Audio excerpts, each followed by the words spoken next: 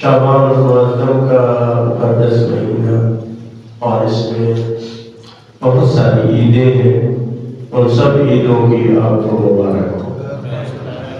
بالخصوص سید الشہداء امام حسین علیہ السلام کی ولادت پر سعادت، حضرت عباس علیہ السلام کی ولادت، اور سب سے بڑی ولادت اس عالم میں خدا تعالی کی آخری حجت اور مرکز قوم مکان حضرت صاحب العصر السلام کی ولادت و سعادت کی آپ کو مبارکباد پیش کرتا ہوں۔ یہ وہ مہینہ ہے کہ جس مہینے میں کوئی غم کا دن نہیں ہے، سب خوشیوں کے دن ہے۔ خوشیاں تمام مومنین کو نصیب فرمائے، اور اس مہینے میں مومنین کو بھی خوش ہونا چاہیے، چونکہ شیعہ وہ ہے کہ جو اہل بیت علیہ السلام کی خوشی میں خوشی مناتا ہے۔ اللہ آپ سب کو شعبان کی خوشیاں نصیب فرمائے، اور اس کے بدلے میں اپنی رحمتیں برکتیں ہم سب پر نازل فرمائے۔ آج آپ کی خدمت میں قرآن مجید سورہ توبہ کی آیت نمبر 122 اس حوالے سے کچھ مطالبات کی خدمت میں عرض کروں گا۔ میرے حساب سے بڑی اہم بحث ہے، اور انشاءاللہ آپ توجہ فرمائیں گے اور اس میں فکر بھی کریں گے۔ ارشاد رب العزت ہے وَمَا كَانَ الْمُؤْمِنُونَ لِيَنْفِرُوا كَافَّةً فَلَوْلَا نَفَرَ مِنْ كُلِّ فِرْقَةٍ مِنْهُمْ طَائِفَةٌ لِيَتَفَقَّهُوا فِي الدِّينِ وَلِيُنذِرُوا قَوْمَهُمْ إِذَا رَجَعُوا إِلَيْهِمْ لَعَلَّهُمْ يَحْذَرُونَ۔ اللہ تعالیٰ کا ارشاد ہے کہ یہ مناسب نہیں ہے کہ سب کے سب مومنین جہاد پر چلے جائیں۔ یہ جو اس آیت کا شامل نزول ہے کہ سب کے سب کا جہاد پر چلے جانا مناسب نہیں ہے، بلکہ ایسا کیوں نہیں ہوتا کہ ہر گروہ میں سے کچھ لوگ کہ وہ جائیں، کس کے لیے؟ یتفقہوا فی الدین، تاکہ وہ دین کی سمجھ بوجھ حاصل کریں۔ فقہ علم فقہ کا نام نہیں ہے۔ فقہ جو ہے فقہ کے علم کا نام نہیں ہے کہ مسائل کو جاننا، مجھے مثلا 2 مسائل کے 10 مسئلوں کو پڑھا نہیں، یہ کہ دین کی گہری اور بصیرت کے ساتھ جو سمجھ بوجھ ہے اس کو فقہ کہا جاتا ہے۔ یہاں پر کیا ہوتا ہے؟ تفقہوا فی الدین، کہ کچھ لوگ کیوں نہیں جاتے، ہر گروہ میں سے، ہر طبقے میں سے کچھ لوگ کیوں نہیں نکلتے کہ وہ جائے اور تفقہ فی الدین حاصل کریں، اور کیا کریں؟ مقصد کیا ہے؟ وَلِيُنذِرُوا قَوْمَهُمْ إِذَا رَجَعُوا، تاکہ جب وہ پلٹ کر آئیں تو آ کر اپنی قوم کو ڈرائے، اللہ کی نافرمانی سے ڈرائے، تاکہ عذاب سے ڈرائے۔ کوئی جس طرح رسول پاک کا کہتے ہیں نا بشیر نذیر، نذیر کیا کہتے ہیں؟ ڈرانے والا۔ تو یہاں پر کیا ہے کہ وہ جو لوگ جائیں، دین سیکھ کر آئے، سمجھ کر آئے، اور وہ آ کر اپنی قوم کو آ کر ڈرائے۔ اذا رجعوا الیہم، جب وہ واپس پلٹ کر ان کی طرف آئے تو اپنی قوم کو آ کر ڈرائے۔ لعلہم یحذرون، کہ شاید وہ پرہیز کرے، ڈر جائے اور نیک بن جائے۔ یہ سورہ بقرہ کی سورہ توبہ کی آیت نمبر 122 ہے۔ آپ مزید بھی جا کر تفسیر آپ کے گھر میں ہوگی، یا اس کو آپ دیکھ سکتے ہیں، ان کا مطلب ترجمہ یہاں کی خدمت۔ اس میں دیکھیں کہ حکم ہے کہ سب جہاد کرنا ہے کے سارے چونکہ جب مدینہ میں جنگ تبوک کے موقع پر خاص طور پر وہ بھی اسی سورہ بقرہ میں آیا ہے، کچھ لوگوں نے بہانے بنائے جہاد پر نہ جانے کے، تو ان کی سخت مذمت ہوئی اور ان کے لیے بہت سخت الفاظ میں بات ہوئی اور کہا کہ بہانے بناتے ہیں۔ حتیٰ کہ بعض لوگوں نے توبہ کی اور خصوصاً جو منافقین تھے وہ نہیں جاتے تھے، تو بعد میں جب کسی اس میں تھا تو سب مسلمان کہتے ہم نے جانا ہے کیونکہ جہاد ایک اہم چیز ہے، تو اس موقع پر یہ آیت نازل ہوئی کہ سب کے ساتھ نہ جائے بلکہ کچھ لوگ رک جائیں، اس کے یعنی جہاد پر جانا بھی ضروری ہے، لیکن کچھ لوگ یہ جہاد انجام دیں کہ وہ دین کو سیکھیں، تاکہ جو گئے ہیں جب وہ واپس ہے تو ان کو کیا کریں، ان کو دین بتائیں سکھائیں۔ اور اس سے عمومی حکم یہ بڑھا ہے کہ ہر علاقے سے ہر قوم میں سے کچھ لوگ ضرور جائیں۔ فلولا نفر، کیوں ایسا نہیں ہوتا؟ یہ بہت زیادہ تشبیہ ہے، ابھارا گیا ہے، لولا لفظ ہے یہ تحدیدی ہے، ان تحدید کرنے کے لیے، ابھارنے کے لیے یہ لفظ جو ہے استعمال ہوتا ہے۔ ایسا کیوں نہیں ہے کہ کچھ لوگ کیوں نہیں جاتے کہ جا کر وہ علم دین کو حاصل کرے، تفقہ فی الدین کرے اور پھر واپس آ کر کیا ہے، آ کر اپنی قوم کو ڈرائے۔ انبیاء علیہ السلام کا ایک کام کیا تھا کہ وہ اپنے قوم کو بت پرستی سے، شرک پرستی سے، گناہوں کے خطرات سے ڈراتے تھے، خطرات سے آگاہ کرتے تھے کہ تم ہلاکت کی طرف جا رہے ہو، تم تباہی کی طرف جا رہے ہو، یہ راستہ درست نہیں۔ تو اس آیت میں سب سے پہلا نقطہ یہ ہے کہ یہ علم اور تحصیل علم بالخصوص دین کو سیکھنا یہ جہاد کے برابر ہے، بلکہ بعض صورتوں میں یہ زیادہ ہے، یعنی اس کی اہمیت زیادہ ہے۔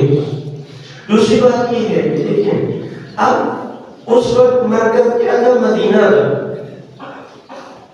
بعد میں علم کے مراکز کیا بغداد رہا ہمارا، اس کے بعد میں شیخ طوسی علیہ رحمت کے زمانے میں یہ دین کا جو مرکز تھا، علوم کا، علوم محمد وآل محمد کا جو مرکز تھا وہ نجف اشرف میں شفٹ ہو گیا، پھر 1000 سال تک وہاں پر یہ رہا، اس کے بعد کیا ہے قم میں یہ مرکز جو ہے وہ شفٹ ہو گیا، علم کا مرکز ہے وہ قم میں آ گیا۔ اس دوران اور بھی کچھ وقت کے لیے ہلا بھی ہمارا جو ہے وہ مرکز رہا ہے علم کا، اور کچھ عرصہ پھر شام کے کچھ علاقے بھی وہ مرکز علم رہے، لیکن زیادہ تر جو مرکز علم ہے وہ نجف اشرف ہے۔ اور ابھی پھر دوبارہ صدام ملعون کے جانے کے بعد دوبارہ نجف اشرف کا جو مرکز ہے وہ دوبارہ زندہ ہوا ہے، اس کی بادشاہی ہے، اس کو دوبارہ ایک نئی زندگی اس میں آئی ہے۔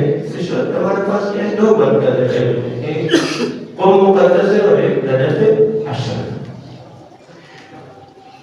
جب یہ کہا گیا کہ تم کیوں نہیں نکلتے، ٹھیک ہے، تو اب کیا ہے کہ یہ اس بات کی ضرورت ہے کہ کوئی مرکز علم بھی ہونا چاہیے۔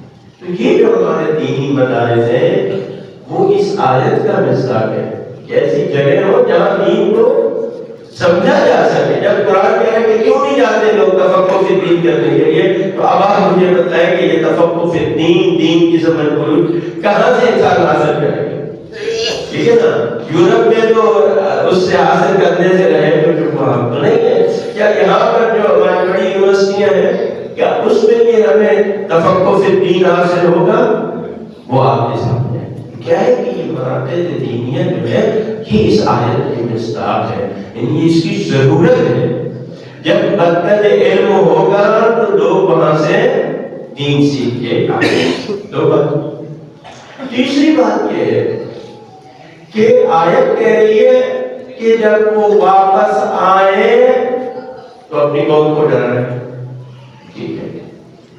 اس کا مطلب یہ ہے کہ علم دین اور تفقہ فی الدین بھی حاصل کرنے سے کا جو مقصد ہے وہ یہ ہے کہ آپ قوم کو ڈرانا ہے، یعنی کوئی انبیاء والا کام کرنا ہے، ان کو عذاب کے خطرات سے اور ہلاکت سے، دنیا کی ہلاکتوں سے، آخرت کی ہلاکتوں سے، تباہی و بربادی سے بچانا، ان کو بتانا کہ یہ خطرہ ہے، یہ خطرات ہیں تمہارے، ان سے جو ہے ڈرنا ہے۔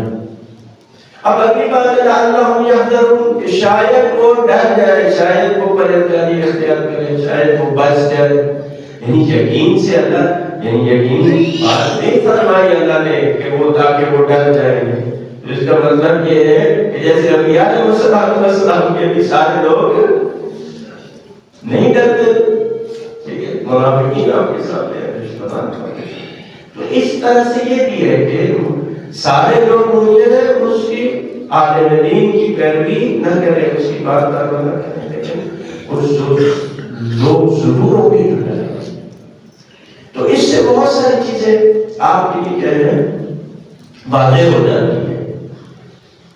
اب اس سلسلے میں ایک حدیث ہے، یہ حدیث چند کتابوں میں موجود ہے، اور اس کے علاوہ بہت ساری احادیث اس سلسلے میں جو ہے وہ موجود ہے، اور جس میں تفقہ فی الدین کی اہمیت کو اجاگر کیا گیا ہے، اور خطاب سب سے ہے، جتنے بھی لوگ ہیں سب سے خطاب ہے کہ آپ تفقہ فی الدین کریں، دین کی گہری سمجھ بوجھ رکھیں۔ یہ ایک حدیث ہے عن علی بن ابی حمزہ قال سمعت ابا عبداللہ علیہ السلام، وہ کہتے ہیں راوی کہ میں نے ابا عبداللہ امام جعفر صادق علیہ السلام سے سنا کہ آپ نے فرمایا تفقہوا فی الدین، دین میں سمجھ بوجھ حاصل کرو، فإنه من لم يتفقه منكم فهو أعرابي، تم میں سے جو بھی دین کی سمجھ بوجھ حاصل نہیں کرے گا یا جس نے نہ کی، فرمایا فهو أعرابي، وہ بدو ہے، وہ کیا ہے، وہ بدو ہے۔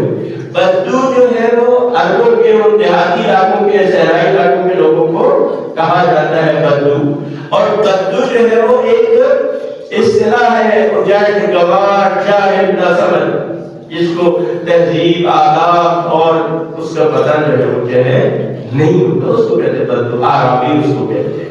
تو جو دین کو نہیں سمجھتا، دین کو نہیں جانتا، امام جعفر صادق علیہ السلام کیا فرماتے ہیں، وہ اعرابی، وہ اعرابی، وہ بدو۔